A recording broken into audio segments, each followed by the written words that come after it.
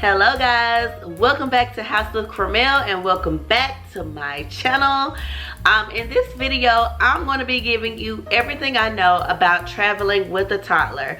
Yes, it can be challenging, Yes, it can seem overwhelming, but there are things you can do to get ahead of the game and really prepare for this, because really that's the key. Preparing and having a plan for the inevitable, because let's just face it, toddlers are predictably unpredictable, if that makes any sense. If you don't know, if this is your first time to my channel, I have a husband named Charles and a son named Charles who is 2 years old. So he's lots of fun, but he is also a 2-year-old. So let's get right into these tips. First, if you watched the last video, you saw our travel vlog. We did a cruise on a Royal Caribbean ship called Mariner of the Seas. I think I might do a separate video all about cruise travel, just because I do enjoy cruise travel, and I do have some tips in this video, don't get me wrong, but there's some things I may want to expound on depending on how lengthy this video gets. But I'm going to cover tips on general travel overall with the toddler, car tips, air travel tips, and cruise tips. Goodness, you guys help me, I can't talk today. Anyway, but I'm going to have a lot of tips. Some of these tips can for sure apply to any type of travel, and some of the tips will be geared just towards that type of travel. The first thing I'm going to address is my general rule. It's a very general rule for any type of travel you plan to do. And if I didn't specify, you guys, these are tips for people with young toddler children. I'm speaking from the perspective of my human and the things that we have experienced. All right, really getting into it now. So one of my biggest general rules that I like to adhere by in any type of travel we do, wherever we're going, I like to plan actual travel time around times of sleep for my toddler. Now, I know you don't want to keep having to manage your life around your toddler's moods or their schedule, but the reality is you have to. They can't help what goes on with their bodies and their schedules and things, and there's a reason why you have a schedule. It's so you can be able to manage them better. And one of the things I like to do is take advantage of this knowledge and plan our vacation travel around it. So if we're taking a car trip, if we're planning air travel, which I have done, I plan the flights or the car trips as best I can around what time my child might be asleep. So if I want to travel during the day, more than likely we're going to travel in the afternoon when he goes to sleep, or it's going to be extremely early in the morning during a time he would usually be asleep.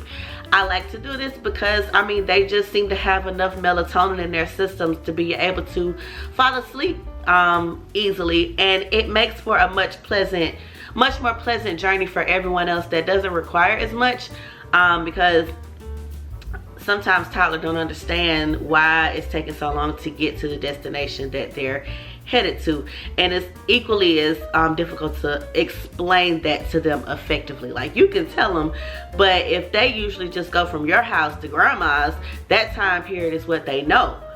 So from your house to, we live in Georgia, so to Florida or New York, very difficult for them to probably wrap their heads around why we aren't there yet.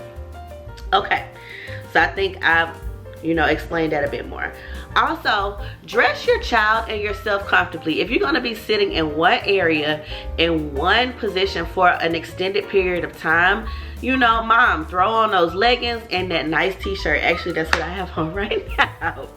But that's the time to break out the knit pants and soft t-shirts for your child too. Like, don't put them in jeans and stuff that's rigid and uncomfortable, something that they wouldn't necessarily be comfortable sleeping in. Also, like, dress them comfortably. The more comfortable you can make them, the more probable it'll be that they'll have a great journey, or a better one.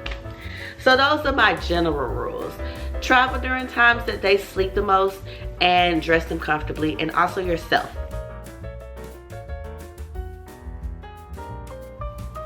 So now I'm going to move into packing tips. And any products that I mentioned, I will add a link below, and I'll also picture it somewhere in this screen. So just look out for that, because I don't have anything physically right here beside me. So and packing tips won't be long, but I remember the first thing is pack what you need and some of what you want, not all of what you want. It can be very difficult to reduce down the things that you actually need when you're traveling with a baby or a toddler, simply because there are so many things at home that make them comfortable and that you want them to have access to wherever they go. But what you want to avoid is having a bunch of stuff to lug around with them. Now, if your baby is smaller, that's kind of hard because there's so many things that they might need. They can't walk, they can't do much of anything, and there's stuff that they need. So, you know, do what you gotta do, sis. But when they start to get a little older, really think about, is it worth me bringing all this stuff? I remember once Charles and I, we traveled, and we really just did a 4-hour trip to the beach. It was to Jekyll Island.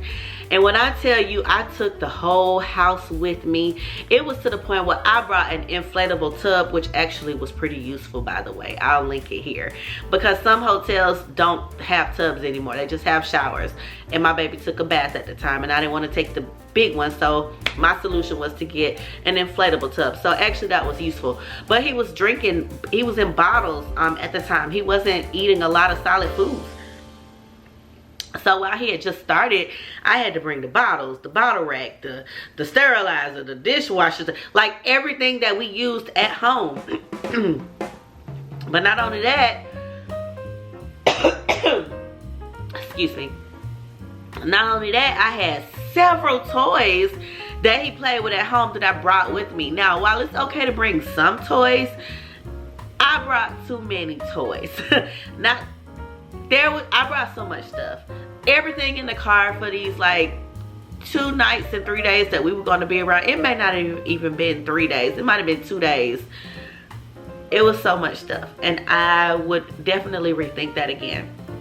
I will say though, like I said before, when they're younger, that is a little bit harder to do because they do require some things, and some stuff I would consider buying when you get there versus lugging it with you and possibly donating it or giving it away to someone after you're finished with it.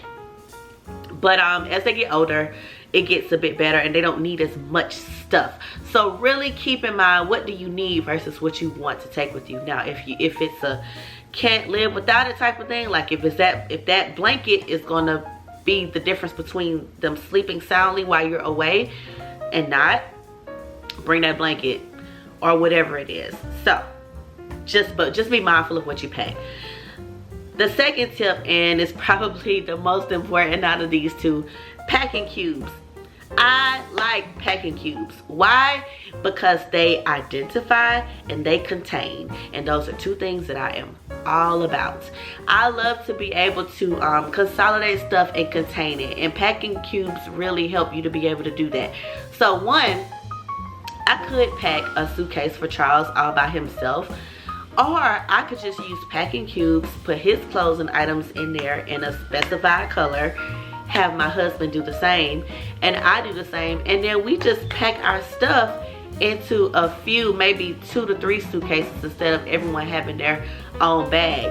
But also when we get to our destination, I automatically can look at the suit. I know it's Charles' stuff. I know it's my stuff. I don't have to rifle through a bunch of stuff. Everybody knows whose stuff is whose if you use packing cubes. And also it helps you to save space so you don't have to take as much. It might be the difference between 3 and 5 luggage pieces. I may be exaggerating, maybe 3 and 4. But less is more. If you can carry one less suitcase, I think that's excellent. I love packing cubes. You can get really cheap packing cubes on Amazon, but if you're looking for some of better quality, I'm quite sure you can find them on Amazon too. Just be, look for the brands. I have some pretty cheap ones off Amazon right now. They're doing great. zippers haven't broken. They're holding up pretty well. I got them last year. No, yeah, last year. Whenever me and Charles went to Aruba, right now it's escaping me, but I'll also post a link to the video right here. But packing cubes is what I used, and it was for it was a rather long vacation. So we just had a lot of stuff, and I wanted us to be able to easily identify it. The other thing about packing cubes is you can always condense things down. So we were also able to like put all of our clean clothes in one cube and all of our other clothes in the other cubes. It just made things really simple. And even to when we got home, I knew which cubes were my clean clothes and which cubes were my dirty clothes, and it just made life easier. So I recommend packing cubes. I'll put some links below, and do with it what you will.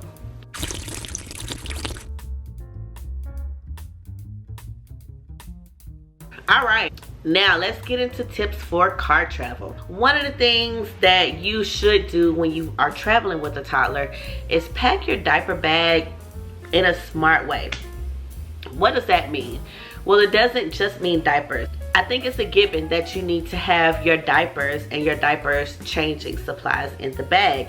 But also make sure you have some hand wipes, because I find that my child's hands I feel like they just get sticky for whatever reason. I don't know. So I like to have those wet wipes on hand. Baby wipes work just fine. They cleanse and do the job.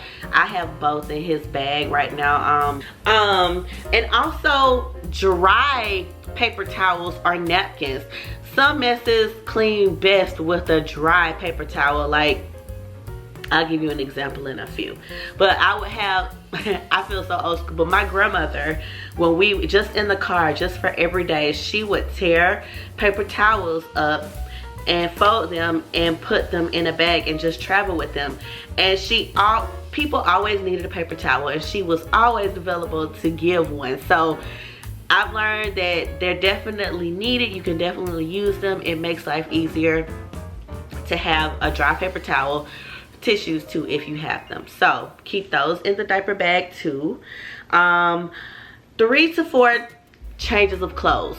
Now you can have more shirts than pants, but I recommend having that many because specifically for car travel, your child could get sick. And what happens when they get sick? They throw up. It can happen. It's happened for me twice, but I was so glad I had packed about 3 or 4 changes of clothes in his diaper bag. So yeah, and this next one goes kind of into that. Make sure you have plastic bags or a wet bag, and I actually recommend both. Plastic bags have multiple uses. They can hold your trash that you accumulate from eating snacks, food, or any type of trash that you accumulate while you're riding in a car. And they can also hold wet clothes or soiled clothes or anything that you don't necessarily want laying around anywhere to make anything else wet. If you have a wet bag, most parents that either cloth diaper have these wet bags, but what it is it's a reusable bag, and I'll link one here. I never got one, but I do use plastic bags, and I reuse a lot of other plastic bags that have been given to me for other purposes. But my sister had a wet bag because she cloth diapered, and any soiled diapers she would you know, you throw out the soil, you put the diaper in this wet bag and you zip it up. It's rubber lined, and it's double walled, double triple walled, I don't know, you can't really smell nothing, and you close it up and everything's contained and nothing gets anywhere. So you know, if your child throws up, you can stick their clothes in the wet bag or whatever. So yeah, those are two other useful things that I feel like should go into your diaper bag. Yeah, so that could have been a section in itself. Those are the things I think you need to make sure are in the diaper bag that you travel with in the car with you. The other point, especially those clothes, is so that you don't have to stop and be like, well, I gotta get some more clothes out of his luggage. I now have to unorganize all the suitcases. and get some clothes because my baby just threw up. Do yourself a favor, be proactive, and pack the diaper bag smart. Second thing, moving away from the diaper bag, a tablet holder. Now, if you are a screen-free mom and you want to spend the, you know, it's nothing wrong with that. Do what you do. But if you are a mom that doesn't mind screen time or simply want to take advantage or keep it, you know, I think it's completely fine if you use it as a novelty and allow it on things like a road trip. I recommend it because one, if you have an iPad or any type of tablet, you don't have to hold it for your child. You could just mount it up on the seat. I'll add the tablet holder that I used. The only thing about this tablet holder that I didn't like was how much access my son had to it. So he kind of kept kicking it a little bit just because, I don't know why. He kicked it some, and if he reached far enough, he could touch it. I'm pretty sure there are some that are a little bit more enclosed, but I also liked the access to it. Like, I could take it off and pretty easily from behind me and switch programs or whatever. I could also control my iPad from my watch and sometimes my phone too, so that's also accessible. But when I was ready to completely remove it from the seat, it was pretty easy for me to do that too. So like I said, pros and cons to the one I chose to use. The point is, if you need a break from trying to entertain your child, or if you feel like your child could use some time away from, you know, take their minds off the fact that they've been riding in the car for a long time, allow them to watch something on the iPad. Now, if you don't have a plan with your iPad or your phone doesn't serve as a hotspot so you can have, you know, Wi-Fi to feed to the iPad so that they can view things, don't forget to download stuff on that iPad, else you're gonna be stuck.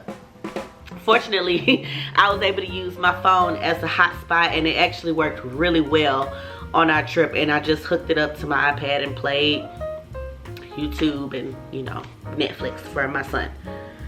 Next, snacks. It should go without saying, but pack your favorite snacks, pack your child's favorite snacks. If you have a husband or a partner, pack their favorite snacks, pack some snacks. And also, I'll stay on the snacks and food kind of section for a minute right now. So along with your favorite snacks, pack a cooler bag with your drinks so that they can stay cool. We have a really nice cooler bag that holds drinks and such, and I just put the, what do you call those, the ice packs in there, and it does a pretty good job of keeping everything cool. Just set it down in the back seat and we can access a drink when we want. It also helps you to save money from stopping at a lot of different like rest stops. Now, sometimes the fun is going to the rest stop and being able to pick out your favorite things. I think that's something older children might enjoy. But if you know, if it's late and you don't want to be getting out the car a lot, definitely pack your snacks and your drinks. Keep a cooler. And on that other vein, something I recommend specifically for your toddler is a stainless steel cup. So there are a couple different routes you can take with this. Conitgo makes some really nice ones with straw attachments, so we got one of those. But we also have a Munchkin 360 stainless steel cup. So my son drinks out of the 360s at home just because they're a lot like regular cups, but it's without all the mess, because that's what they do, make mess, especially in a car. I don't want to give him an open cup in the car. The stainless steel cup keeps the food, keeps the drink they're drinking cold, and if you're in a, you know, a car, and I don't know, something you can appreciate a cold drink yourself. So imagine how great that would make your toddler feel too if their juice or their water is cold. I also I used that cup throughout the vacation. Like when we went walking in the Bahamas, it was hot and he was in a stroller or running around. Having cold water out in that sun really made all the difference for him, and I really appreciate being able to have that. So I'll also link that below. And so along with that, I recommend having at least 2 different types of cups. One where you keep water in it, and one where you keep their liquid of choice. You can even just keep ice in another one, because you may not, you know, once he drinks it all, the new drink might not be cold. So you'll have ice in another and you'll be able to kind of keep it cold for however long that is. And you can keep refilling it if you do stop and put fresh ice in it. So you'll always have like ice in it. The next thing is just make sure you have, along with as far as entertainment, bring their like favorite book, their favorite book or small toy or activity along for the ride. If your child can read a book in a moving car, then yes, they can do that. But some have some have problems with that type of motion. Those are my tips about car travel. One last one that is not on my list that I just thought about. Sometimes, especially with your young children, it is easier if you ride where they are. So I did going to Florida, I sat up front with my husband, you know, because I love my husband. But on the way back, I sat in the back with my son because it was much easier for me to be able to tend to his needs and just make sure he was good back there. And I'm actually really glad I was back there because that's when he started having the vomiting episode. So sometimes it may be easier for one of the parents, it could be mom or dad, to sit in the back with the child. If you have multiple children, I don't know, somebody sit in the back with the rest of the kids so you can move around, because if you have a bigger, you probably have a bigger vehicle. So yeah. Next, moving into air travel. So my son took his first, that's the only plane ride he's had, and I was really anxious about it. But there are some things that I felt like went right due to our planning and my angst, and so now I feel comfortable traveling with him again. But first, and I'll say this again, I said it as a general rule, plan the flight around the nap time or sleep time. Now the car and the airplane are different is because now you have to think about other people on the plane. And I know some of y'all be like, I got my baby, they just gonna have to deal with it. Well, when you get in the situation, the last thing, you really don't want to be that person, and you don't want your child to be that child, like making everybody else on the flight miserable or upset, like everybody else paid to ride on the plane too. So I think it's, you know, kind of polite to do what you can to keep your children, you know, as comfortable as possible so that they're not making someone else have an uncomfortable trip. That's the most polite way I can say it. So planning around nap time helps them to possibly be able to be asleep during the flight. And then you don't have to worry about anything because they'll be asleep depending on how long the flight is, you know. But at least for a period of time, there's a big chance that they might be asleep. And with, like, you know, the airplane noise and the motion and stuff, it will all help them to like go to sleep. If they usually sleep with a pacifier or a blanket at home, like a little travel blanket or travel sized blanket rather, bring it. They'll take it and snuggle up and go right to sleep on you. That's what we did with my son. I planned the flight around his nap time, and before we were 10,000 feet, my baby was out. And he didn't wake up until we were about to land. So it was actually pretty perfect. So I highly recommend doing that, especially for air travel.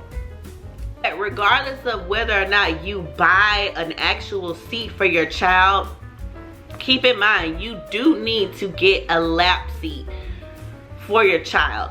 So say they call it a lap child ticket. You don't purchase them on the app or a website. You have to call the airline and do that. And this is specifically for Delta because this is the experience I had with them. It's probably similar for other airlines, but if they don't offer it online or however you book your travel, make sure you call the airline customer service to book a lap child ticket for your child, because they still have to be accounted for on the plane. The ticket didn't cost us any extra money. They just needed to be able to acknowledge that we had a child that was going to be boarding with us. So that's all that's for. Next, the stroller. The stroller is one of our best friends and one of our friends that really get on our nerves. You'd be like, really girl, did you really have to come? and then we'd be like, okay, yeah, you really had to come. So just beware, strollers can slow you down just a tiny bit because you do have to take elevators and you know, ramps, and sometimes you have to look for the path you can go because you're traveling with basically a wheelchair. But it's also useful in that you don't have to carry all your things. Sometimes you need to move really fast through the airport with a toddler and their little legs just can't keep up all the time. So having them in the stroller helps you to move fast and keep them safe and contained. And also just note that you don't have to check the stroller when you do check luggage. You can carry your stroller through TSA, although they may make you take the baby out so that they can scan everything. But you know, put them back in, put your stuff back on the stroller. When you get to the plane, they will check the stroller for free, and when you get off of the plane, they'll give it right back to you when you get off of the plane. So I think the pros outweigh the cons as far as bringing a stroller is concerned. I will always probably bring my stroller as long as my child is, probably until he's about maybe over 4. I don't know, we'll see. He walks pretty well right now. He's definitely willing to hold our hand to go through places, so that's pretty nice. But you know, little legs and feet get tired, or sometimes you just need to move fast. So having that stroller helps a lot. Last point on air travel, and it's one of the same points I made about traveling in a car. Pack the diaper bag smartly, meaning account for not just diapers and changing supplies, but extra clothes, dry napkins or towels, extra baby wipes, and also if your baby or toddler does use a pacifier, I know they're supposed to stop after 2. Full transparency, my baby still uses one when he go to bed at night, but that's it. But it does help when they're on the plane with possible ear popping and things of that nature, because that motion will naturally pop their ears. So that might be a case where you know, using it is warranted. So if you have one, I would bring it. So yeah, those are my air travel tips. I'm pretty sure there is more to be said about all of these things that I'm going to touch, but this is just meant to be tips of this is just meant to be off of my personal experience and info that I just want to transfer to you guys, you know, for free. Last but not least, cruise travel. Now, Charles and I love a good ship. We love a good cruise. It's just, I mean, it's just an all-inclusive experience, and it's floating on a beautiful body of water. Yeah, and so make sure you guys check out my last vlog from our cruise vacation. We will be doing it again. I would like for it to be this year, but if it's not this year, it'll definitely be next year, because my son really enjoyed it, we really enjoyed it, and we learned a lot. So we know even more things on how to make this experience a more seamless one and an enjoyable one for all. So my very first suggestion with going on a cruise, and this, I'm saying this for any cruise line, get everybody a passport. Now, did we experience any difficulties with needing to constantly present one? No. We went to the Bahamas, so usually there's like some flexibility with traveling from the US to the Bahamas and back, but I never want to have to worry about if we can ever get back into the United States. You never know what might happen when you are away. You just don't. So don't get caught. just don't get caught up in any situation where you can't be properly identified as whatever country citizen of whatever country you are. So get everybody, including children, because this is toddler tips, a passport. My son did get his first passport. The process was absolutely, it was easier than getting my passport, probably because I had done it before and I had all that drama with my passport a couple months ago. Yeah, I remember that when we went to Aruba. But we went to, I know a lot of people know you can go to the post office, because a lot of post offices have specialists or centers where they just handle passports. But we had an appointment at the post office, and it got canceled on the day of our appointment. But we were told we could walk right into the courthouse.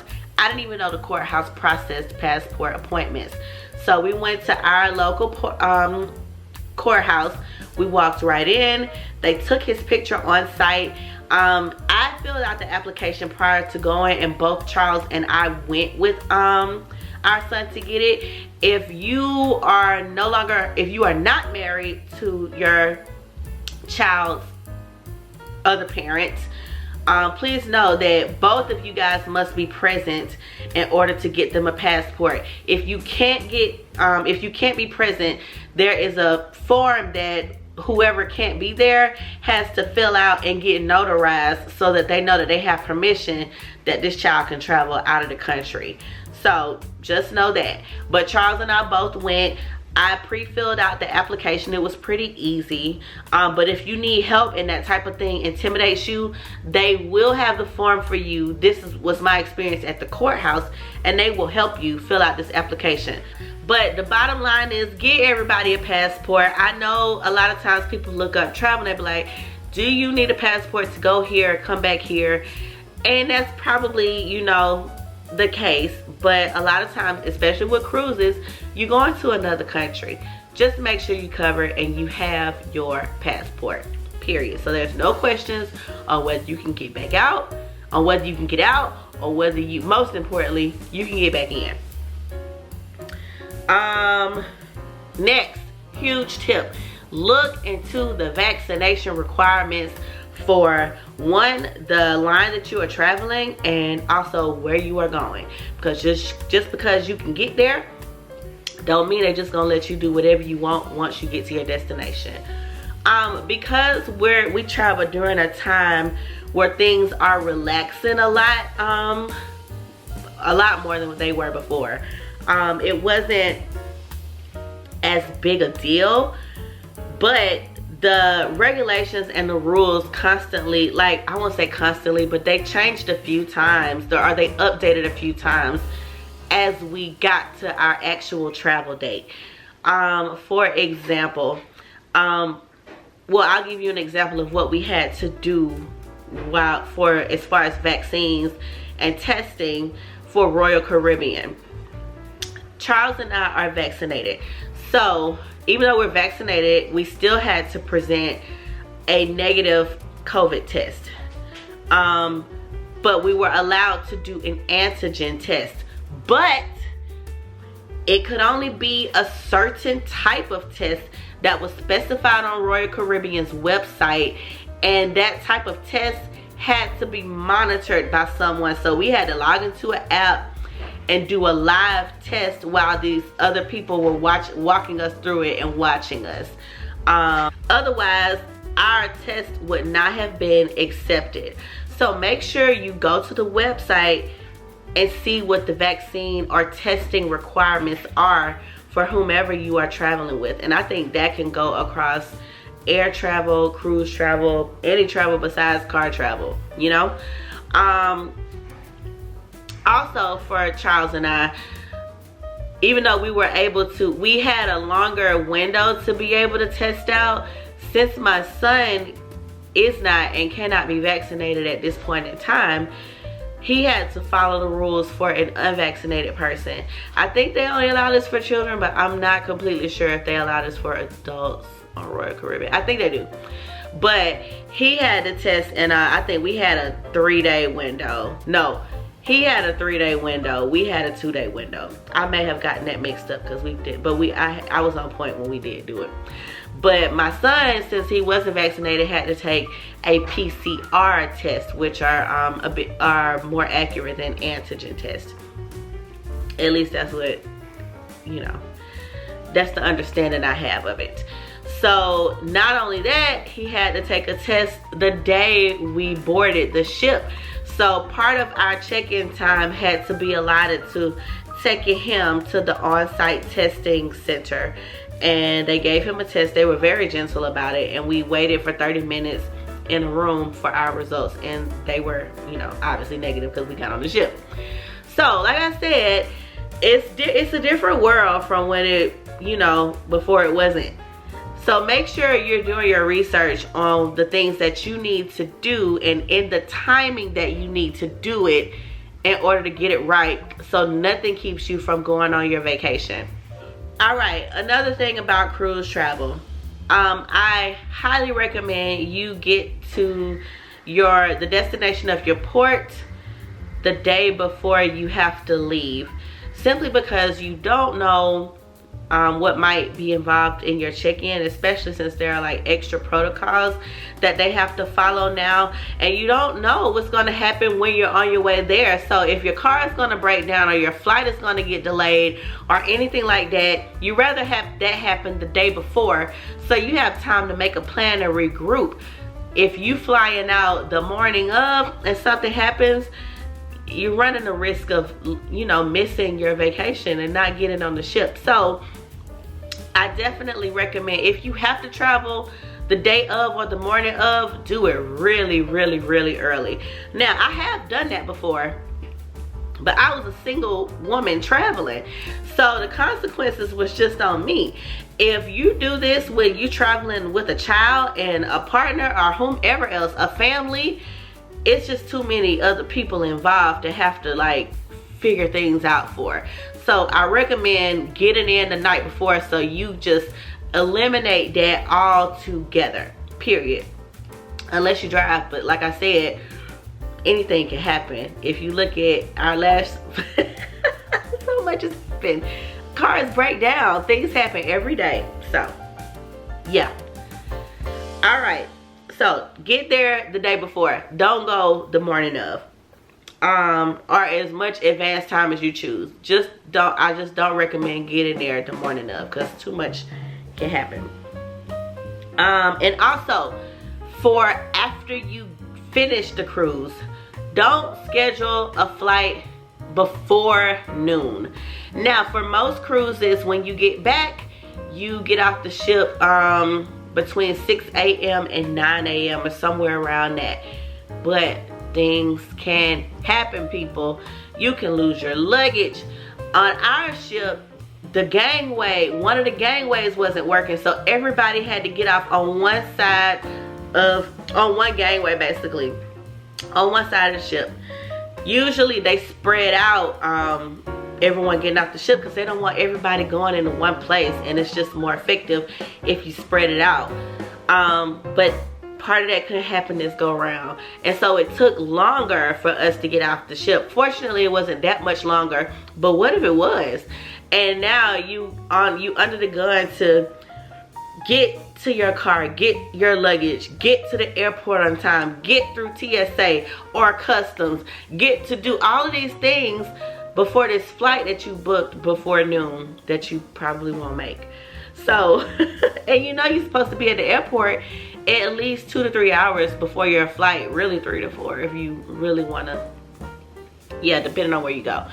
So, like I said, don't book any flights back home if you did fly in to wherever your cruise port is before noon. I recommend doing it, just book your flight like at like 2 and beyond, just to even account for having to get to the airport and check in and stuff. Last tip, it's really 2 tips, but I'm gonna kind of bundle it up in one.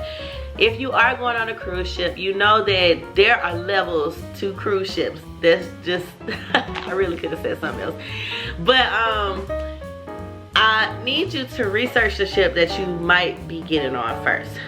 Some ships are smaller, some ships are larger.